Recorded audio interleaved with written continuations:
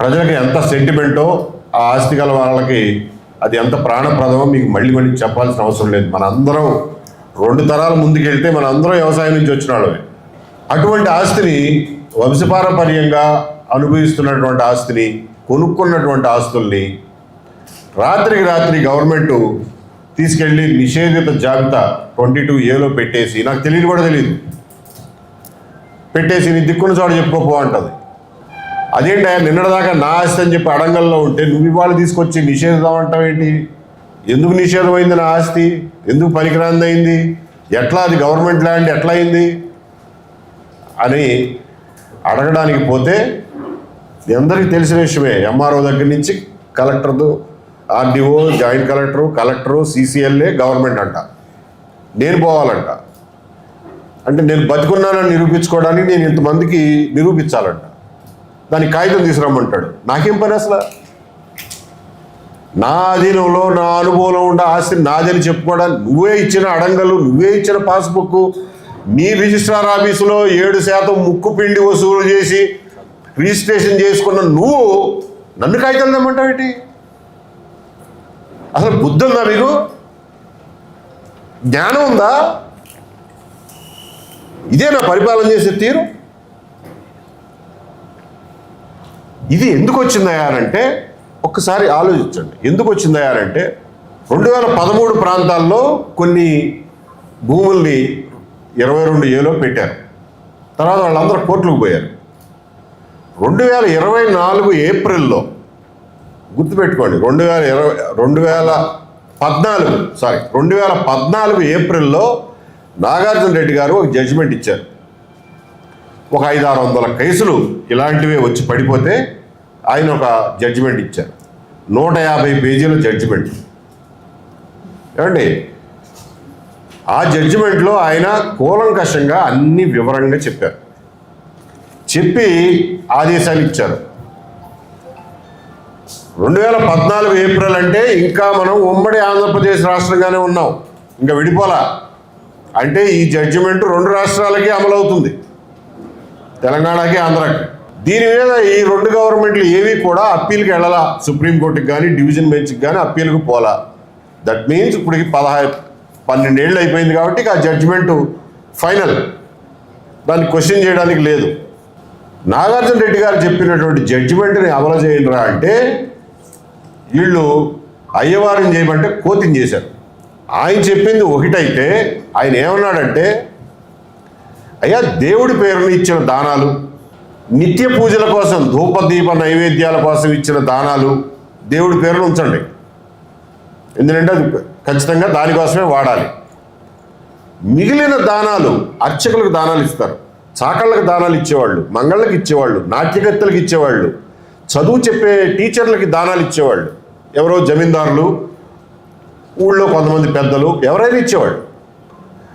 ఆ దానాలన్నిటినీ ఈనాములు అనేవాళ్ళు. ఈనాం అనేవాళ్ళు. మనకు స్వతంత్రం వచ్చిన కొత్తలో ఏం చేశారంటే ఈనామ్ అబాలిషన్ యాక్ట్ అని ఒకటి తీసుకొచ్చారు 1948లో. ఈనామ్ అబాలిషన్ యాక్ట్ ప్రకారం అన్ని ఈనాముల్ని రద్దు చేస్తూ అప్పటికి భూమి మీద ఉన్నటువంటి సేద్యం చేసుకునే వాళ్ళకి హక్కులు కల్పిస్తూ వాళ్ళకి రైతువారీ పట్టాలు, వాళ్ళకి సేద్యం పట్టాలు, కల్టివేషన్ సర్టిఫికేట్ అంటారు, సేద్యం చేస్తున్నట్టుగా సర్టిఫికేట్లు ఇచ్చారు.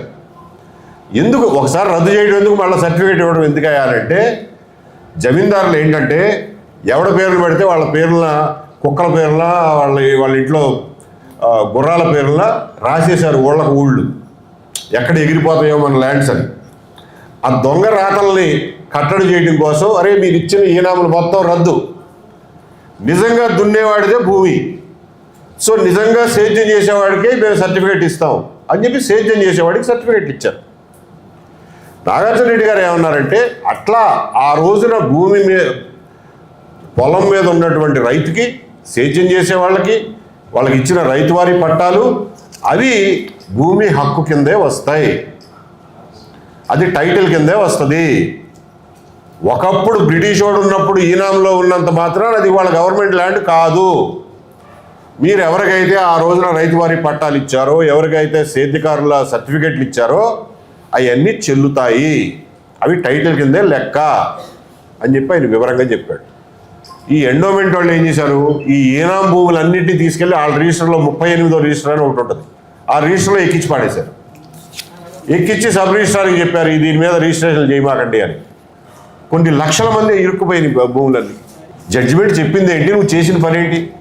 తర్వాత చాలామంది మేము ఈ విషయం గురించి మాట్లాడుతా అంటే ఈ పార్టీల పిచ్చోళ్ళు ఉంటారు కదా, వాళ్ళకి వేరే ఏం పట్టదు. వాళ్ళకి జనం ఎట్లా చచ్చిపోతున్నారో, వీళ్ళు ఎన్ని బాధలు పడుతున్నారో వాళ్ళకి ఏం పట్టదు. వాళ్ళు వాళ్ళ పార్టీ నాయకుడు, వాళ్ళ బొంద, వాళ్ళ బూడిద, అదే ఎంతసేపు పొద్దున్నీ సాయంత్రం దాకా. జనం చచ్చిపోతున్నారా అంటే ఏం మనుషుల్లాగా కూడా చలనం ఉండదు వాళ్ళకి. ఏ పార్టీ టైంలో జరిగిందో చెప్పమంటాడు. ఏ పార్టీ టైంలో జరిగితే ఎందుకు రా, ఇవాళ గవర్నమెంట్ ఉన్నది బాగు చేయాలి కదా దాన్ని. మీరు అడుగుతున్నారు కాబట్టి చెప్తున్నా. అయ్యా చంద్రబాబు నాయుడు గారు 2014 నుంచి 19 వరకు మీరు రాజ్యం చేశారు. ఆ టైంలో భూమి రికార్డులని మీరు కంప్యూటర్లో ఎక్కిస్తామని చెప్పి ఎక్కించారు. ఆ ఎక్కించే టైంలో మీ వ్యవస్థలో పొరపాట్లు జరిగినాయి. అది మీకు తెలిసి జరిగి ఉండదు. మీరేం చెప్పరు తప్పుడు రికార్డులు ఎక్కించండి రా అని. మీకు తెలియకుండా మీ వ్యవస్థ కళ్ళు మూసుకుని 2017 ఏ రోజైతే మీరు భూమిని కంప్యూటరీకరిస్తున్నారో ఆ రోజున అడంగల్లో ఎవడి పేరుంటే వాడి పేరు ఎక్కించాల్సి ఉండే. అట్లా చేయకుండా మీ విఆర్ఓలు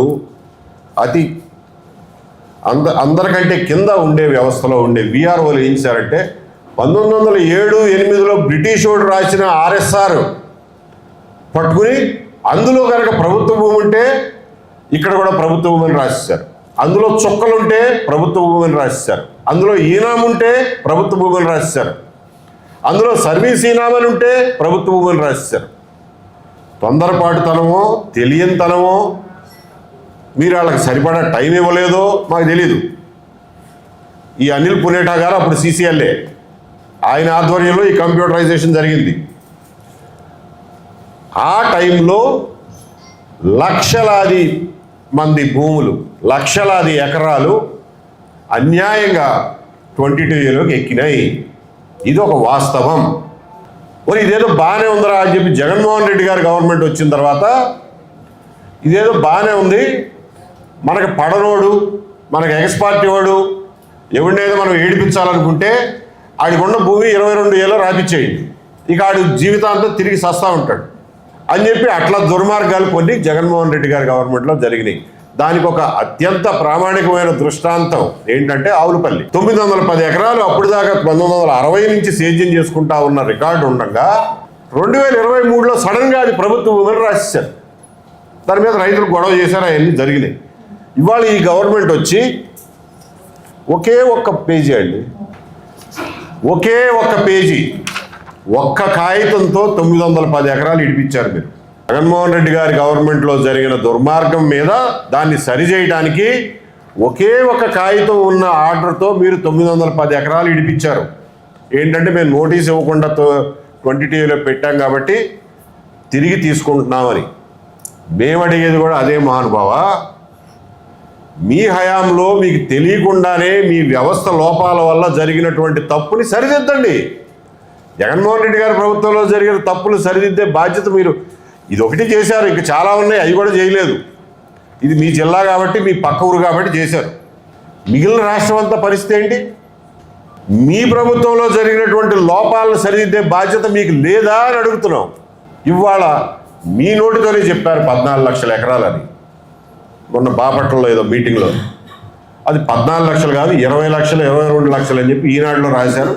యాక్చువల్గా ఎన్ని లక్షల ఎకరాల భూమి ఉందన్నది ఎవరికీ తెలియదు. మీరు చెప్పారు కాబట్టి కనీసం 14 లక్షలు అనుకుందాం. మా ఊహ ప్రకారం అది 20-25 లక్షల కంటే ఎక్కువే ఉంటుంది. కొన్ని లక్షల మంది, 10 లక్షలకు పైగా కుటుంబాలు ఇందులో ఇరుక్కుని బాధపడుతున్నాయి. ఆయన చెప్తున్నాడు, ఆ పెద్ద ఆయన అడుగుతున్నాడు రోజు, ఎరా అయిందా అని. అవలేదు నాన్న అంటే ఆ చింతతోనే చచ్చిపోతాడు ఆయన. మనుషులు చచ్చిపోతున్నారు ఇక్కడ. పిల్లలకు పెళ్ళిళ్ళు అవట్లా, ఆడపిల్లలకి ఆస్తి ఇవ్వడానికి లేదు. ఇప్పుడు ఈ 22 భూమి ఆడపిల్ల కట్నంగా స్త్రీధనంగా ఇస్తే రేపు పొద్దున అల్లుడు వచ్చి కూర్చుంటాడు, నువ్వు పనికిరాని భూమి ఇచ్చావు, నువ్వు కట్నం కింద నన్ను మోసం చేసావు, నీ పిల్లలు నేను ఏరుకోని అంటాడు. ఇది సమస్య తీవ్రత. మేమనేది ఏంటంటే నాగార్జున రెడ్డి గారు చెప్పిన జడ్జిమెంట్ ప్రకారం ఆ డెసిషన్ ఇంప్లిమెంట్ చేయండి చాలు. ఆయన చాలా క్లియర్గా చెప్పాడు. ఏమండి, హిందూ ధర్మశాస్త్రం ప్రకారం, మనుస్మృతి ప్రకారం, ఆయన మనుస్మృతి అని చెప్పాడు కూడా, మనుస్మృతి ప్రకారం ఎవరైతే చెట్లు కొట్టేసి భూమి బాగు చేసుకుని భూమిని సాగు చేస్తాడో వాడికే ఆ భూమి మీద హక్కు ఉంటుంది అని మనుస్మృతిలో రాశాడు ప్రాచీన కాలం నుంచి. అలాగే మొహమ్మడన్ లా, ముస్లిం లాలో కూడా వాళ్ళు క్లియర్గా రాశారు, ఎవరైతే వేస్ట్ ల్యాండ్ని, పనికిరాని భూమిని పనికొచ్చేలాగా తన శ్రమ చేసి కష్టపడి దాన్ని సాగులోకి తెస్తాడో దానికి ఆ భూమికి వాడే రాజు అని చెప్పి రాశారు. ఇవన్నీ జడ్జిమెంట్లోనే రాశారు. ఇదే కాన్సెప్ట్ మీకు హోమ్ స్టీడింగ్ అంటారు. హోమ్ స్టీడింగ్ వెస్ట్లో కూడా ఇదే కాన్సెప్ట్. ఎవరికీ చెందని భూమిని మొట్టమొదట బాగు చేసి సేద్యం చేసిన వాడికే దాని మీద హక్కులు చెందుతాయి. అంతే తప్ప అక్కడ ఉన్న రాజుకో లేకపోతే వాడి తాబేదారు దేశ్ముఖ్కో జమీందారుకో చెందవు. ఎవడైతే బాగు చేసుకుని తుప్పలో కంచెలు చెట్లు చేమలు రాళ్ళు రప్పలు బాగు చేసుకుని భూమిని సాగులోకి తెస్తాడో వాడిదే ఆ భూమి, వాడికే సర్వ హక్కులు చెందుతాయి అనేది హిందూ ధర్మశాస్త్రం, ముస్లిం ధర్మశాస్త్రం, పశ్చిమ దేశాల్లో ప్రాక్టీసు, వీటన్నిటి ప్రకారం అదే. అది ఇంకోటి ఏమన్నా అంటే భూమి మీద హక్కు అనేది ఎవరైతే దాని స్వాధీనంలో ఉంటారో, ఎవరైతే అనుభవంలో ఉంటారో, possession is the right. Possession ద్వారా మీకు హక్కు సంక్రమిస్తుంది. 50-60 ఏళ్ళు మా తాతల చేతుల్లోనే ఈ భూమి ఉంది అని అంటే నువ్వు ఏం చెప్పినా చెల్లదు, అది నా భూమే అవుతుంది. ఒకవేళ అది గవర్నమెంట్ భూమి అయితే, ఆయన రాశాడు, ఒకవేళ అది గవర్నమెంట్ భూమి అని మీరు అనుకుంటే గవర్నమెంట్ సివిల్ కోర్టులో దావా వేసి, గవర్నమెంటే సివిల్ కోర్టులో దావా వేసి నా భూమిని పలానాయన సాగు చేసుకుంటున్నాడు, దానికి డిక్లరేషన్ ఆఫ్ రైట్స్ దావా వేసుకుని మీకు హక్కు ఉంది, గవర్నమెంట్ భూమి గవర్నమెంట్కి హక్కు ఉంది అని చెప్పి మీరు ఆర్డర్ తెచ్చుకోండి. అప్పుడే మీరు ఆ భూమి మీదకి వెళ్ళగలుగుతారు తప్ప మీరు ఆ భూమి మీద 50-60 ఏళ్ళ నుంచి సేద్యం చేసుకునేవాడిని వెళ్ళగొట్టే హక్కు కూడా ప్రభుత్వానికి లేదు అని రాశాడు. జడ్జిమెంట్లో రాసింది. మీకు చేతనైతే అప్పీలుకు పోవాల్సి ఉంటే, మీకు ఇష్టం లేకపోతే అప్పీలుకు పోలేదంటే మీరు ఒప్పుకుని తీరాల్సిందే. ఇది శాసనం ఈ రోజున. ఈ రకంగా నాగార్జున రెడ్డి గారు జడ్జిమెంటు అమలు చేయరు, కంప్యూటరైజ్ చేస్తామని చెప్పి ఆ పేరు మీద బ్రిటిష్ వాడి లెక్కల ప్రకారం కంప్యూటర్లో పడేస్తారు.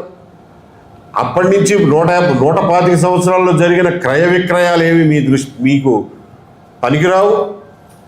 70-80 ఏళ్ళ నుంచి మా కింద ఉంది ఈ భూమి అని రుజువులు చూపించినా కానీ మీకు పనికిరాదు. 22లో పడేసాము, మీ సాగు మీరు చావండి, ఎంత డబ్బులు ఇస్తారో చెప్పండి, లేకపోతే మాకు ఎంత వాటా ఇస్తారో చెప్పండి, లేకపోతే మేము చెప్పిన రేటుకి అమ్మేయండి. ఇవి లెక్కలు చెప్తున్నాం. ఇది పరిపాలన కాదు, ఇది అరాచకం. దీన్నే అరాచకం అంటారు. కాబట్టి రాజ్యం వెళ్ళే వాళ్ళు కళ్ళు తెరిచి ఇవాళకైనా మీరు చేసినటువంటి ఒక ఎగ్జాంపుల్, మీరు ఉదాహరణగా ఏదైతే చూపించారో ఆవులపల్లిలో, ఆ ఆవులపల్లి పరిష్కారాన్ని రాష్ట్రం మొత్తం అమలు చేయండి. అది తప్ప మీకు ఇంకొక మార్గం లేదు. ఇవాళ అశోక్ గజపతి రాజు గారి వల్ల కానటువంటి పని ఇక్కడ కూర్చున్న ఈ బక్క ప్రాణుల వల్ల అవుతుందని మీలో ఎవరైనా అనుకుంటారా?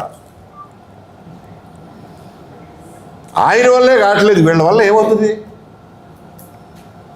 ఇప్పటికి కూడా మీకు జ్ఞానం రావట్లేదా? సమస్య ఎక్కడ ఉందో మీకు అర్థం కావట్లేదా? ఎవరి వల్ల తప్పు జరిగిందో మీకు తెలియదా?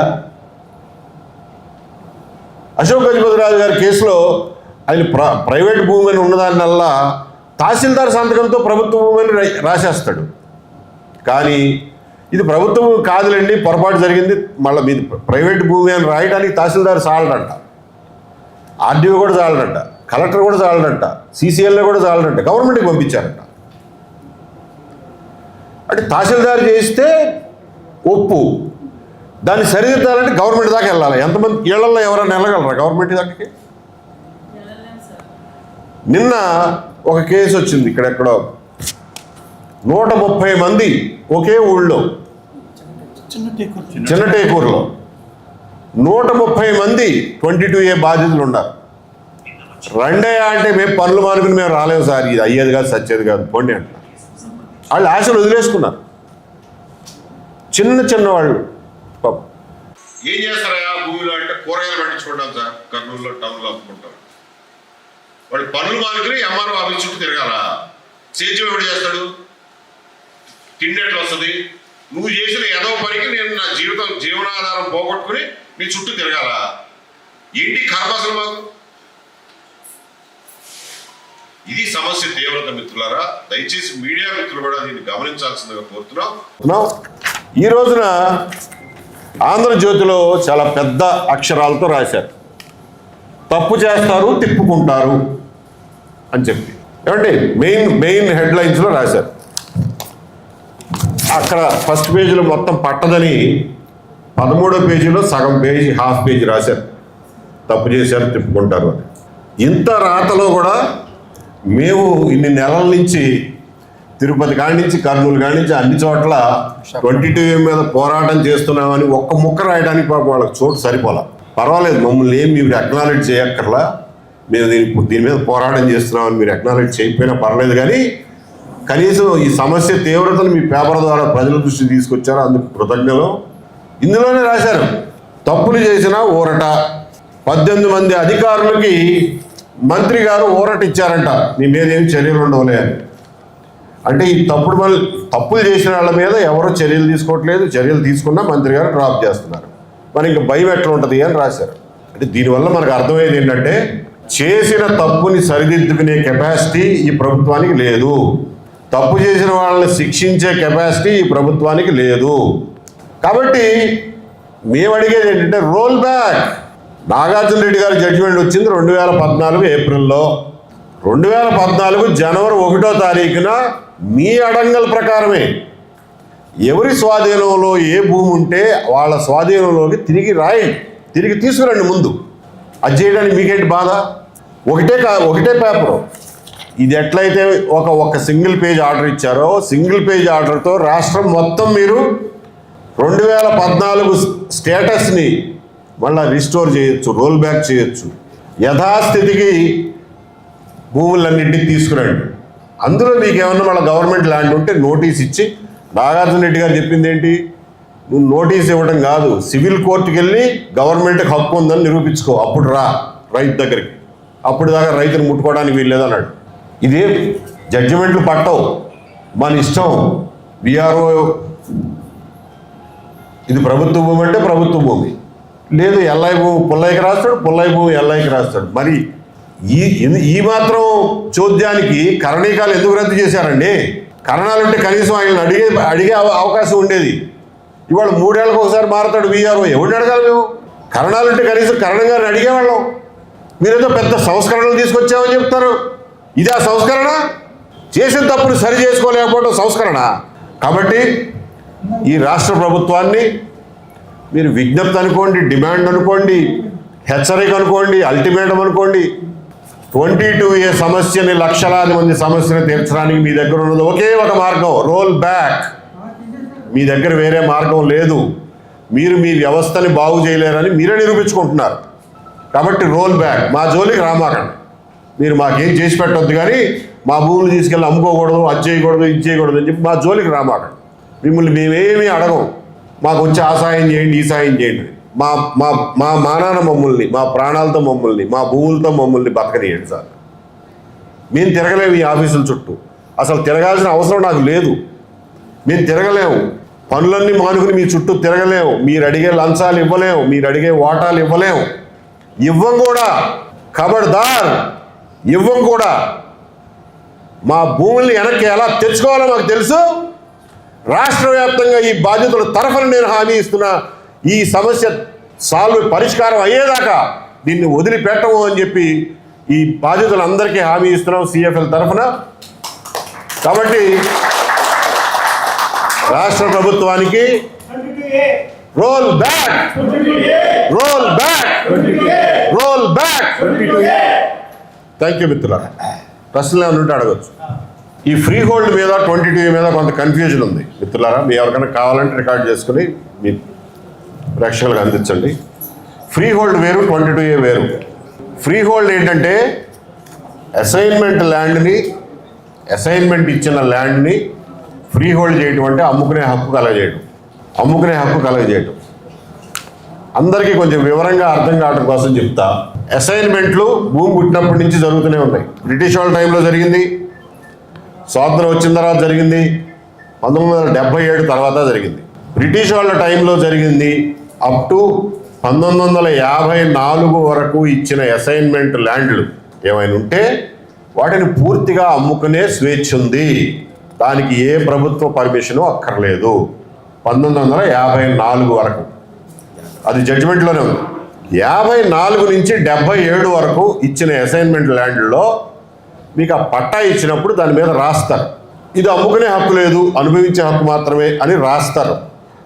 రాసి ఉంటే అమ్ముకునే హక్కు లేదు, రాసి లేకపోతే అమ్ముకునే హక్కు ఉంది. ఒకవేళ 54-77 మధ్యలో మార్కెట్ వాల్యూ ప్రకారం మీకు గనక అలాట్ చేస్తే, ఆ రోజున మార్కెట్ వాల్యూ అంటే ఏంటి, సంవత్సరానికి కట్టే భూమి శిస్తుకి 16 రెట్లు, దాన్ని మార్కెట్ వాల్యూ అన్నారు. ₹1.5 శిస్తు కడితే 24 రూపాయలు దాని వాల్యూ. 24 రూపాయలు కనుక కలెక్ట్ చేసి మీ దగ్గర తీసుకుని అసైన్మెంట్ చేస్తే అది కూడా మీ హక్కే, అమ్ముకునే హక్కు ఉంది పొమ్మన్నాడు నాగార్జున రెడ్డి గారు. అసైన్మెంట్ ఇచ్చినటువంటి పట్టాలో అమ్ముకునే హక్కు లేదు అంటే లేదు, ఏమీ రాయకపోతే అమ్ముకునే హక్కు ఉన్నట్టే. ఒకవేళ మార్కెట్ వాల్యూ తీసుకుని కనుక మీకు అసైన్మెంట్ చేస్తే మీకు అమ్ముకునే హక్కు ఉన్నట్టే అన్నాడు. 1977లో ఒక చట్టం తెచ్చారు, అసైన్మెంట్ ల్యాండ్ గురించి ఒక చట్టం తెచ్చారు. ఆ చట్టం వచ్చిన తర్వాత అందులో సెక్షన్ 2(1) ప్రకారం అమ్ముకునే హక్కు ఎవరికీ లేదు, చట్టపరంగానే బిగిచ్చేశారు దాన్ని. అంటే ఇండివిజువల్గా ఒక్కొక్కళ్ళకి ఇచ్చే పట్టాలు వీళ్ళు రాస్తారో రాయరో అని చెప్పి చట్టంలోనే బిగిచ్చేశారు. 77 తర్వాత ఇచ్చిన అసైన్మెంట్ ల్యాండ్ ఏది కూడా అమ్ముకునే హక్కు లేదు. ఇంతవరకు క్లారిటీ వచ్చింది కదా. జగన్మోహన్ రెడ్డి గారి గవర్నమెంట్లో ఏం చేశారంటే 20 ఏళ్ళు కనుక మీకు అసైన్మెంట్ ఇచ్చి 20 ఏళ్ళు దాటితే అమ్ముకునే హక్కు కల్పిస్తున్నాం అన్నారు. అది ఒక మంచి స్టెప్పే విధానపరంగా. కానీ ఇందులో దుర్మార్గాలు ఏం జరిగినాయి అంటే, కొన్ని అసైన్మెంట్ ల్యాండ్కి అది ఒకవేళ ఇవాళ సిటీలోకి వచ్చిందనుకోండి, బాగా వాల్యూ పెరిగిందనుకోండి, 10-12 ఏళ్ళకే అసైన్మెంట్లోంచి తీసేసామని ఆర్డర్స్ ఇచ్చారు. అదీగాక ఈ ఒకసారి విధానం నిర్ణయం జరిగిన తర్వాత పాలసీ డెసిషన్ అయినాక జేసీనో కలెక్టరో దానికి పర్మిషన్ ఇవ్వాలి ప్రతి అసైన్మెంట్ ల్యాండ్కి అని ఒక మెలికి పెట్టారు.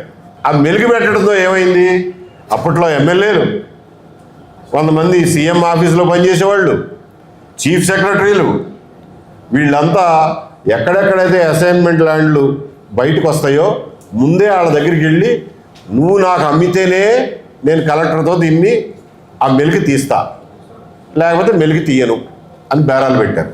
బేరాలు పెట్టి మంచి విలువైన విశాఖపట్నం లాంటి విలువైన భూములన్నీ రాయించేసుకుని కొన్ని భూములు కలెక్టర్ తోటి మెలికి తీపిచ్చి వీళ్ళ పేరుని చేపించేసుకున్నారు.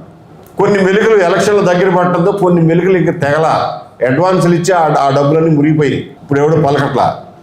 సో అదొక దుర్మార్గం. అయితే ఓవరాల్గా ఎస్ఐనీలకి ఆ విధానపరమైనటువంటి నిర్ణయం మంచి నిర్ణయం, వాళ్ళకి ఊరట కలిగిస్తుంది, వాళ్ళు అమ్ముకునే హక్కు కల్పిస్తుంది. ఈ గవర్నమెంట్ మారిన తర్వాత ఇందులో ఈ అవకతవకలన్నీ జరిగినాయి కాబట్టి కొద్ది రోజులు ఆపుతాం, మొత్తం చెక్ చేసి ఇస్తామన్నారు. 2 ఏళ్ళు అయింది, ఏం చెక్ చేశారో తెలియదు, ఇంకా అది అట్లాగే పెండింగ్లో ఉంది. కాబట్టి 22A వేరు, ఈ అసైన్మెంట్ ల్యాండ్ని ఫ్రీ హోల్డ్ చేయడం వేరు. ఎనీ అదర్ క్వశ్చన్స్ చెప్తా, కొన్ని అది కూడా చెప్తా. ఈయన ఇప్పుడు మీరు హైకోర్టుకి పంపంటారు, అంతేగా. ఒక్కొక్క హీరింగ్కి 5 లక్షలు తీసుకుంటారు లాయర్. గవర్నమెంట్ వాళ్ళు కౌంటర్ అయ్యారు సంవత్సరాల తరబడి, 10 వాయిదాలు అవుతాయి, 10 5లు 50 లక్షలు. హైకోర్టు ఆర్డర్ ఇచ్చిన తర్వాత అమలు చేయరు, అమలు చేయలేదని మళ్ళీ కంటెంప్ట్కి వెళ్తారు, దానికి ఇంకొక 50 లక్షలు. ఏడు నుంచి తేవాలా? నాకేం కర్మ అసలు ఇది? నా భూమి నువ్వు అడ్డగోలుగా పెట్టి 22Aలో నా ఆస్తి అంతా అమ్ముకోమంటావా దాన్ని మళ్ళీ తిరిగి తెచ్చుకోవడానికి? ఇది న్యాయమేనా? నాగార్జున రెడ్డి గారు ఇచ్చిన జడ్జిమెంట్కే విలువ ఇవ్వట్లా మీరు ఇంకా ఏ హైకోర్టు ఆర్డర్కి విలువ ఇస్తారని మేము హైకోర్టులో ఎమ్మడబడాలా? లాయర్ను బతికించడానికి తప్ప ఎందుకు ఇది?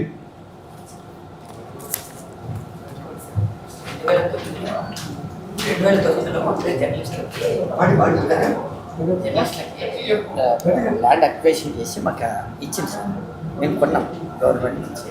అంటే గవర్నమెంట్ ల్యాండ్ కింద పడింది దాదాపు 1500 ఎకరాలు. 15 ఎకరాలు 2009లో జగన్నాథ గట్ట ఉంది సార్. ఇక్కడ జగన్నాథ గట్టలో 15 ఎకరాల 44 సెంట్లు గవర్నమెంట్ జర్నలిస్టులకు ఇచ్చారు సార్. 2009 వైఎస్ఆర్ ఇచ్చిన తర్వాత ఆ భూమిని మేము డబ్బులు ఇచ్చి కొనుగోలు చేశాం సార్ గవర్నమెంట్. ఆ తర్వాత 2019 గవర్నమెంట్ వచ్చిన తర్వాత, వైసీపీ గవర్నమెంట్ వచ్చిన తర్వాత దాన్ని ఆ ల్యాండ్ను మా ప్రైవేట్ మేము సొసైటీ తరఫున తీసుకున్నాం సార్. దాన్ని హౌసింగ్ సొసైటీ తరఫున అయితే 2000 దాన్ని మళ్ళీ నిమిషం అట్లా దాన్ని మళ్ళీ వాళ్ళు ఏం చేశారంటే గవర్నమెంట్ ల్యాండ్ కింద పెట్టారు. ఇప్పుడు గవర్నమెంట్ ల్యాండ్ చూపిస్తుంది. అది కాదు సార్, అది 2009లో వైఎస్ రాజశేఖర రెడ్డి మేము ఆర్డర్ పెట్టుకుంటే మా సొసైటీ నుంచి దాదాపు 15.44 ఎకరాలు. ఎకరా మాకు అప్పుడు 12 లక్షలు ఇస్తే మళ్ళీ మేము రిక్వెస్ట్ చేసుకుంటే 4 లక్షల మాదిరి ఎకరా మాకు ఇచ్చారు. మేము మొత్తము మా రిపోర్టర్లు మొత్తము పే చేసి దాదాపు తర్వాత ఇక్కడ మాకు ఇచ్చినాక మేము మా రిపోర్టర్లకు అలాట్మెంట్ చేసి, అంటే రిపోర్టర్లతో పాటు బ్యూరోలతో పాటు తర్వాత స్టింగర్లతో పాటు మా ఆఫీసులలో సబ్ ఎడిటర్లకి తర్వాత ఆఫీస్ బాయ్లకు కూడా మేము స్థలం అలాట్మెంట్ చేసి దాన్ని రిజిస్ట్రేషన్ చేసి ఇచ్చాం. మొదట్లో ఒక 2023 వరకు అది జర్నలిస్ట్ కాలనీగా నమోదవుతూ చూపిస్తూ వచ్చారు. ఇల్లు కట్టుకున్నారా? ఇల్లు కట్టుకోలేదు సార్, అంటే అది కొండలు సార్, రాళ్ళు కొండలు. ఇప్పుడు ప్లాట్లు అయినాయి, రాళ్ళు. ఓకే, ప్లాటింగ్ చేసుకున్నారు, అంతా మేము కాగితం మీద ప్లాటింగ్ చేసుకున్నారు. ప్లాట్ వేసి అలాట్మెంట్ చేసి అందరికి కేటాయించేసి ఇచ్చేసాం సార్. ఓకే, ఒక డిఆర్ఓ సమక్షంలోనే అది. ఓకే. తర్వాత ఏమైందంటే 2023 వరకు అది రికార్డులో ఉంది జర్నలిస్ట్ స్థలంగా. రీసెంట్గా అంటే ఒక కలెక్టర్ గారు ఆ భూమిని 15 ఎకరాలని మేము కేవలము మౌలిక వసతులు మేము అడుగుతూనే ఉన్నాం. మాకు మౌలిక దానికి ఇంటర్నల్ రోడ్డు కూడా లేదానికి కూడా లేదు. మేము సార్ మాకు దానికి ఇంటర్నల్ రోడ్లు అవి కల్పించండి అని మేము అడుగుతాం, కరెంట్ ఇవ్వండి, దాని ఇవ్వండి. ఇవి చెప్పుకుంటూ వస్తుంటే వాళ్ళు ఉన్నట్టు మా భూములు మేము మౌలిక వసతులు కల్పించలేదు, తర్వాత ఇవన్నీ చేసుకోలేదు అని చెప్పి ఒక చిన్న సాకులను అడ్డం పెట్టేసి దాన్ని రద్దు చేశారు. దాన్ని తక్షణం ఏం చేసినట్టు మేము అలాట్మెంట్ చేసిన రిపోర్టర్లు ఎవరితో వాళ్ళు పోటీకి పోయి దాన్ని స్టే తెచ్చుకున్నాము, నిలిచిపోయింది. అప్పటి నుంచి ఇప్పటి వరకు దాన్ని ఉన్న రికార్డులో ఉన్నదాన్ని కూడా తీసేసి మనది ఇది గవర్నమెంట్ ల్యాండ్గా పెట్టారు రికార్డులో. దాంతో ఇప్పుడు మేము అక్కడ ఇల్లు కట్టుకోవాలన్నా కష్టంగా ఉంది.